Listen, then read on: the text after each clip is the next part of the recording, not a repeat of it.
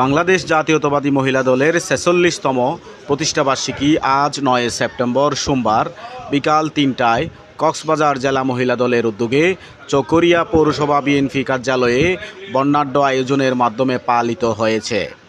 কক্সবাজার জেলা মহিলা দল সভাপতি ভারপ্রাপ্ত ও চকরিয়া উপজেলা আহ্বায়ক হালেসা বেগমের সভাপতিত্বে চকরিয়া পৌরসভা যুবদল সভাপতি সাবেক প্যানেল মেয়র শহীদুল ইসলাম ফুরকানের পরিচালনায় অনুষ্ঠিত অনুষ্ঠানে প্রধান অতিথি ছিলেন চকরিয়া পৌরসভা বিএনপির সভাপতি সাবেক মেয়র আলহাজ নুরুল ইসলাম হায়দার। বিশেষ অতিথি ছিলেন চকরিয়া উপজেলা বিএনপির সদস্য সচিব অধ্যাপক মোহাম্মদ ফখরুদ্দিন ফরাইজি অ্যাডভোকেট, চকরিয়া পৌরসভা বিএনপির সিনিয়র সহসভাপতি এম গিয়াসউদ্দিন, চকরিয়া পৌরসভা বিএনপির সাবেক যুগ্ম সম্পাদক এম আলী আকবর। প্রধান বক্তা ছিলেন কক্সবাজার জেলা মহিলা দল সাধারণ সম্পাদক ফরিদা ইয়াসমিন, সাংগঠনিক সম্পাদক জেবুন নাহার, চকরিয়া পৌরসভা মহিলা দল সভাপতি হাসনা খানম, সাধারণ সম্পাদক ইয়াসমিন আক্তার বিউটি, চকরিয়া উপজেলা মহিলা দল সাবেক সভাপতি সালেহা বেগম, মহিলা দল নেত্রী রাশেদা বেগম, কাউন্সিলর অ্যাডভোকেট ডলি সিদ্দিক। আপনারা যারা আছেন সবাই সালাউদ্দিন ভাইকে অত্যন্ত বিশ্বাস করেন এবং ভালোবাসেন। আপনারা ওনার পুত্রের জন্য কাউকে মনে কষ্ট দিবেন না।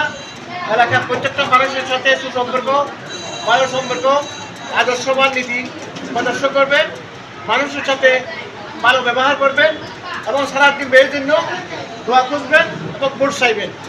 মহিলা নেতৃবৃন্দরা আছেন, আমি দীর্ঘ ১৭ বছর হলফ করে বলতে চাই, মহিলা দলের কোনো কর্মসূচিতে চেয়ার খালি ছিল। মহিলা দল সমৃদ্ধ সুসংগঠিত একটি সংগঠন চকরিয়া উপজেলা পৌরসভা। আমি চকরিয়া পৌরসভা মহিলা দলের ১৮ সালের পূর্বে কাউন্সিল করেছি, পাড়ায় পাড়ায় মহল্লা মহল্লা গিয়ে। পুলিশ আমাদেরকে তাড়া করেছিল।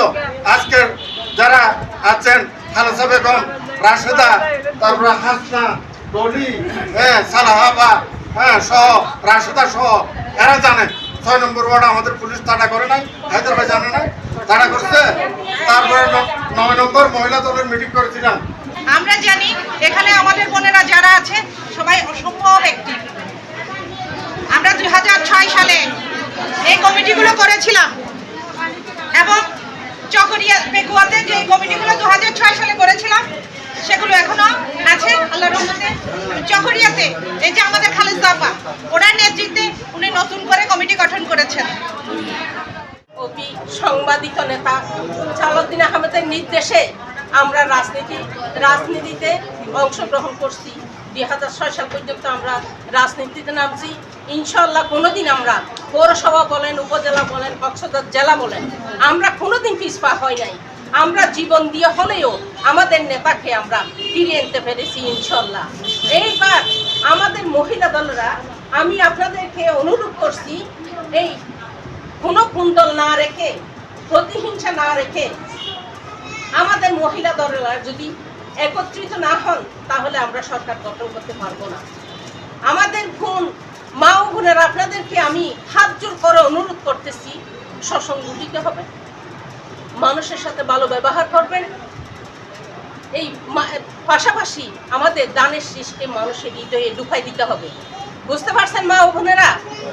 হবে এই সমাজ রাষ্ট্র বদলের অন্যতম হাতিয়ার।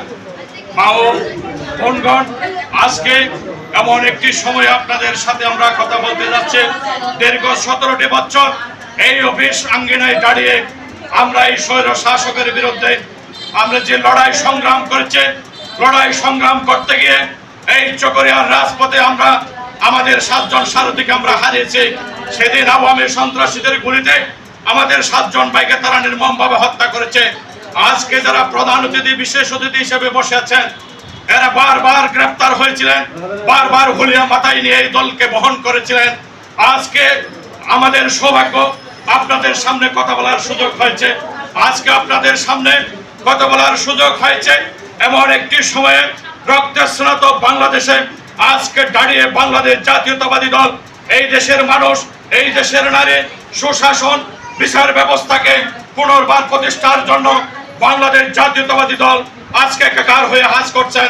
আজকে ৫ তারিখ এই দেশের ক্ষমতার মসনদ থেকে একটি গোষ্ঠী পলায়ন হওয়ার পরে এই দেশের কত বিক্ষত রাষ্ট্র, এই দেশের বিচার ব্যবস্থা, এই দেশের শাসন ব্যবস্থাকে তারা দমড়ে মুচড়ে ফেলেছিল। এই দেশের পুলিশ বাহিনীকে তারা দলীয় বাহিনীতে পরিণত করেছিল। আজকে 1 মাস অতিক্রম হওয়ার পরেও 1 লক্ষাধিক পুলিশ বাহিনী আজকে তারা তাদের দায়িত্ব অংশগ্রহণ করতে আজকে তারা পলাতক রয়েছেন। তারা এমন অপকর্ম করেছেন, এমন ঘটনা ঘটিয়েছেন, তারা তাদের শপথে আজকে যোগদান করতে তারা ভয় পাচ্ছে।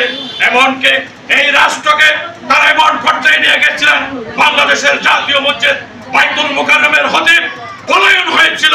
কি হয়েছিল বাংলাদেশে, কি হয় না এই দেশে? একজন জাতীয় মসজিদের খতিব কেন পলায়ন করা হয়, কেন পলাতক থাকতে হয়? একজন জাতীয় মসজিদের খতিব পর্যন্ত এই দেশে নিরাপদ ছিল না মানুষের জন্য। তাই ভাই ও বন্ধুগণ, বোনগণ, আপনাদের কাছে